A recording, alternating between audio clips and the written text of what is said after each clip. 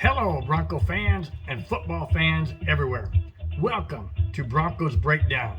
This is Tuesday, September 28th, 2021. I am your host, Bronco Bill. All right, let's get right in. This is a recap of the AFC West Division Week 3. Let me get right into it. Okay, first off, let me start out with the Chargers at Kansas City. Now, the Chargers won that game, final score 30-24. But let me go back to the first couple of weeks because that leads me into my predictions. Okay, the Chargers beat the Chiefs, yes, 30-24. They also beat Washington, but they lost to Dallas, and of course they beat the Chiefs. Now the Chiefs beat the Browns, but lost to the Ravens and Chargers. The Ravens they lost to by 1. The Chargers they lost by 6. Now that leaves the Chargers at 2-1, and the Chiefs at 1-2. Now my question is this: are the Chargers that good? Is Kansas City that bad? Well, let's look at it. The Chargers beat Washington. That's not a very powerful team this year so far. They lost to Dallas, and Dallas destroyed the Eagles yesterday on Monday night. So, is Dallas for real? Well, with Dak Prescott, I'd have to say so. They've got the weapons, and they definitely do have the team. So does that make the Chargers 50-50? I mean, they lost to Dallas, who's a much better team than Washington right now. But they also beat Kansas City. But Kansas City, guys, they played the Browns, which are tough. They played the Ravens, who are tough. And they played the Chargers. Apparently, they're tough at the moment as well. So they lost to the Ravens, yes, by 1 point. And they beat the Chargers, or I should say, and they lost the Chargers by 6. So that's a total of a touchdown and extra point. So are the Chiefs that bad? We'll find out in the predictions. All right, let's go to the second game, Dolphins at Raiders. Now, again, I'm going to go back to the first couple of games. The Dolphins are 1-2. The Raiders are 3-0. The Raiders beat the Dolphins 31-28. That's only by a field goal, guys, barely. And they beat the Ravens in overtime by a touchdown, yes. But it took overtime, and it took deep into overtime. They also beat the Steelers by 9, but the Steelers are not that they're not that good of a team. Roethlisberger, like I said in my last video, Roethlisberger is long in the tooth. He's not that mobile. They don't have the same team that they've had in years past. So I would say that the Steelers are average right now, middle of the road. And then the Raiders beat the Dolphins on Sunday by 3. Now the Dolphins are 1-2. So the Dolphins are not that strong. The Dolphins win was when they beat the Patriots by 1. Well, the Patriots aren't the same team. So that's hard to judge either how bad the Dolphins are or how good the Raiders are. But then again, I have to say, the Raiders beat the Ravens. They beat the Steelers on the road. And they beat the Dolphins, of course, at home. But again, it's not by a wide margin. The widest margin the Raiders won by was 9 points over the Steelers. The largest margin of victory the Chargers won, I take it back. I'm sorry. The margin of loss that the Chiefs encountered was a total of 7 points. 6 against the Chargers, 1 against the Ravens. So I'd have to say Kansas City is, they're not that bad. But remember, guys, they got exposed last year by Tom Brady and the Tampa Bay Buccaneers and that coaching staff. They got exposed in the Super Bowl. And I think what has happened is NFL's a copycat league. We all know that. So I feel what happened is other teams are copying what the Buccaneers have done and did do in Super Bowl 55. And that's just my opinion, but it sure looks like it on paper with the Chiefs being 1-2. Now, let's go to the third game of the AFC West, Week 3. Jets at Denver. Jets are 0-3. Denver's 3-0.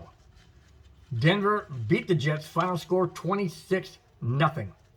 Denver also beat the Giants 27-13, Jaguars 23-13, and then shutting out the Jets 26-0. So the Broncos have only given up 26 points, the same amount of points they scored against the Jets. Does that make Denver a better team than the Raiders? In my opinion, not at all. Not at all. Because Denver has not been challenged yet. I mean, the combined record of the Giants, Jaguars, and Jets is 0-9. So how can you say, or how can I say even, that the Broncos are better than the Raiders at both 3-0? Remember, guys, the Raiders played the Ravens and beat them. And they played the Steelers on the road and beat them. Broncos haven't played the Ravens yet. They play them this coming Sunday, that's for sure. At Denver, I get it. I know it. And I'll get into that a little bit later in the predictions. But my point being is simply this. With the Chargers, the Chiefs, the Raiders, and the Broncos, those four teams, I would have to rank them accordingly to this. Not by record, but by strength of schedule. In my opinion, the Raiders have the hardest schedule at the first three games. They played, like I said, they played the Ravens and the Steelers. However, the Chiefs, they played the Browns, which is a tough team, and they played the Ravens, and they played the Chargers. So let me reverse that. I would have to say the Chiefs have had the hardest schedule, followed by the Raiders, followed by the Chargers, followed by the Broncos. But that's not how the standings look, because the Broncos had the easier schedule.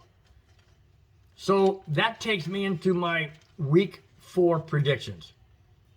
And here they are. Week 4, Raiders at Chargers.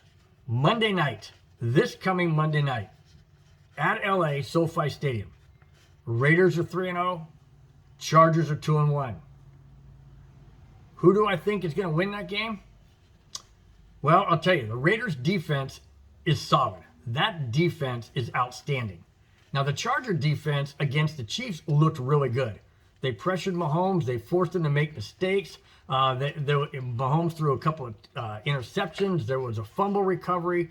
So the Charger defense was out there making plays and totally disrupting Patrick Mahomes and what the Chiefs wanted to do. But the Raiders' defense is swarming. It's intense and it's aggressive. And that was proven against the Ravens.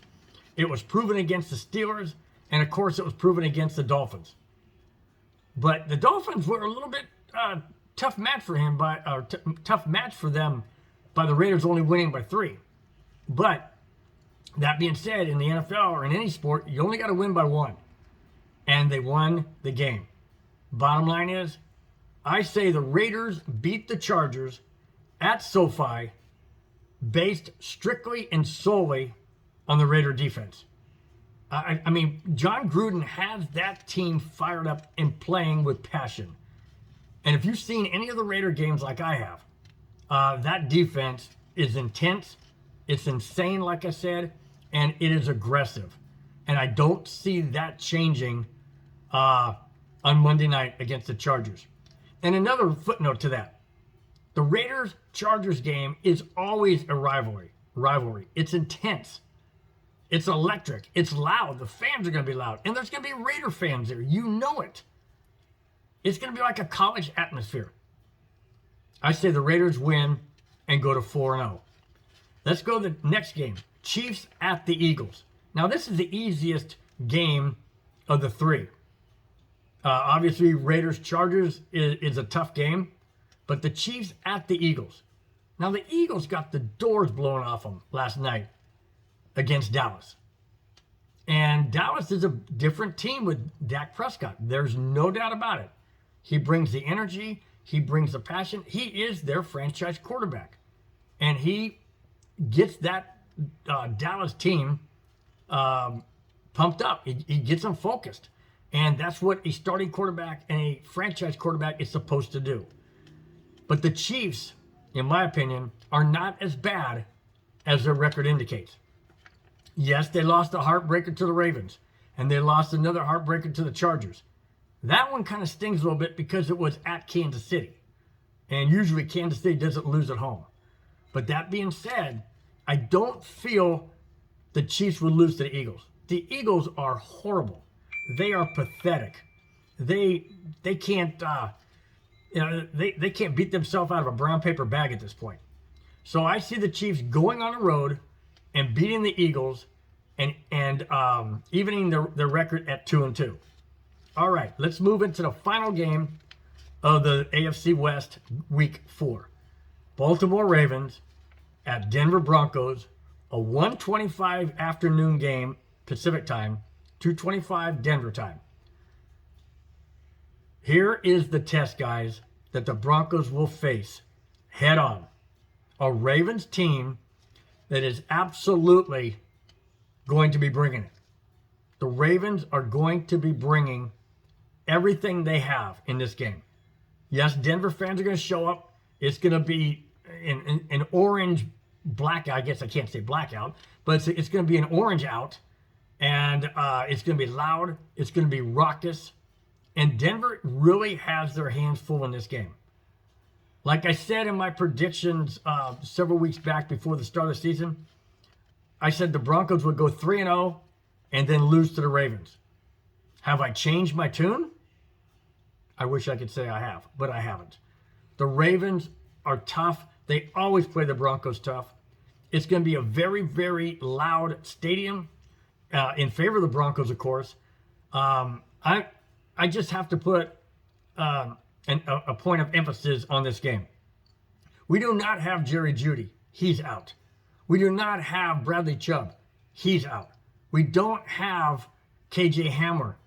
He tore his ACL last Sunday. He's out for the season. So our wide receiver core is dwindling fast. And that does not bode well for a Teddy Bridgewater-led offense. Sure, we still have Noah Fant. We still have Okoye-Benam. We still have Cortland Sutton. And we still have Tim Patrick. That's true. But if you want to go to a 4 wide receiver set, you're going to be hard-pressed to find 2 other quality receivers on this offense that can produce like a Jerry Jeudy or a KJ Hamler. That scares me. Why? Because we're playing the Ravens. And the Ravens are going to be angry. They're going to be bringing it, guys. And I know that Denver's going to be bringing it. And the fans are going to be bringing it. But I'm sorry, I still have the Ravens beating Denver for Denver's first loss of the season. So if those things come true, the Raiders will be 4-0. Denver will be 3-1. The Chargers will be 2-2. And the Chiefs will be 2-2. That's it, guys. That's all I have. I want you to tell me what you think. I want you to leave a comment if you would. Let me know if I'm dead on or I'm out there in left field somewhere. You guys enjoy your week and enjoy the football weekend that's coming up. And I'll talk to you on Tuesday after Monday Night Football. Thanks a lot, guys. Take care. Bye-bye.